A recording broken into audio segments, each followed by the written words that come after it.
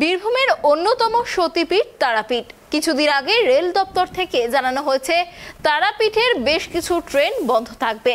Rail লাইনে কাজ চলার জন্য তারাপীঠে ভক্তদের সমাগম অনেকটাই কমেছে। ঠিক এই সুযোগেই তারাপীঠ কমিটির পক্ষ থেকে মা তারার গর্ভগৃহ সাজানোর কাজ শুরু হয়েছে। এর ফলে মূল মন্দিরের দরজা বেশ কয়েকদিন বন্ধই থাকবে। তারাপীঠের মাহাত্ম্য ছড়িয়ে রয়েছে দেশে ও বিদেশে। প্রতিদিনই ভক্তদের সমাগম লেগেই রয়েছে। নিত্য পুজো পাঠ তো হয়েই থাকে। তাছাড়াও শনি, মঙ্গলবার এবং বিশেষ দিনগুলিতে বিশেষ পুজো অর্চনা হয়ে থাকে এখানে। শত বছরের পুরনো বিশ্বাস, এই মন্দিরে প্রার্থনা করে কোনো ভক্ত খালি হাতে ফেরে না। তারাপীঠের মন্দিরে সারা বছরই জনসমাগম হয়। তবে এবার মূল মন্দিরের দরজা বেশ কয়েকদিনের জন্য বন্ধ থাকবে। জানা গিয়েছে মন্দিরের গর্ভগৃহ সংস্কারের জন্য স্থানান্তরিত হলো তারাপীঠের তারা মায়ের মূর্তি।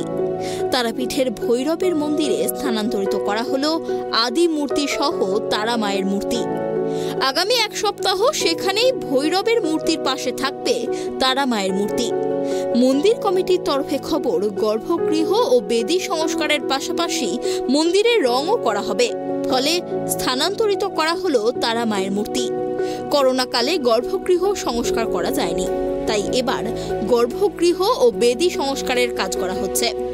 আমরা হঠাৎই সিদ্ধান্তটা নিলাম, কারণ দীর্ঘ 5-7 বছর মায়ের গর্ভগৃহ সেটা সংস্কার করা হয়নি। আর এই সংস্কার পর্যায়ে আমাদের গর্ভগৃহের ভিতরে বাইরে রং হবে, মায়ের বেদি সংস্কার, মার্বেলের কিছু কাজ আছে সেগুলো করা হবে। আর সিদ্ধান্তটা এই জন্য নিলাম কারণ সামনে কৌশিক অমাবস্যা, আর সর্বোপরি এখন ট্রেন বন্ধ, কারণ 70% মানুষ কিন্তু ট্রেন দিয়ে আসে। তাই প্রতিদিনে যে হাজার হাজার ভক্তের সমাগম, সেই চাপ কিছুটা কমেছে। তা আমরা সিদ্ধান্ত নিয়েছি 2-3 দিনের মধ্যে এই সমস্ত কাজ করে মাকে মূল গৃহে ফিরে আনা হবে। আর এই কটা দিন কিন্তু শিবের গৃহে চন্দ্রচূড় ভৈরব গৃহে মায়ের নিত্যদিনের পুজো হবে।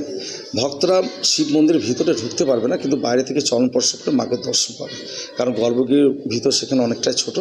তাই এইভাবেই আমরা জরুরি ভিত্তিতে কাজ করে এবং আমরা যত তাড়াতাড়ি সম্ভব মাকে আবার মূল গিয়ে ফিরে আনব। কিছুদিন আগে রেল দপ্তর থেকে জানানো হয়েছে তারাপীঠের বেশ কিছু ট্রেন বন্ধ থাকবে।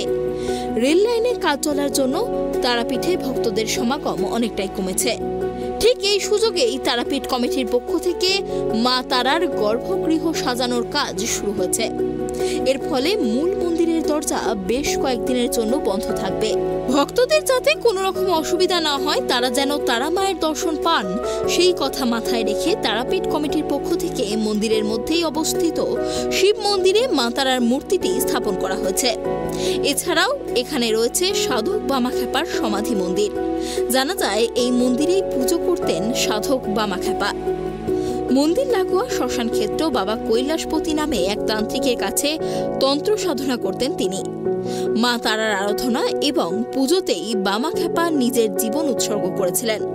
তারাপীঠ মন্দিরের কাছেই রয়েছে সেই আশ্রম। তারাপীঠ মন্দির নিয়ে নানা কথিত বিশ্বাস রয়েছে, আছে নানা কাহিনী।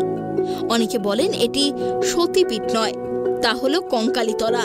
অনেকে বলে থাকেন এখানে সতীর 3য় নয়ন পতিত হয়েছিল।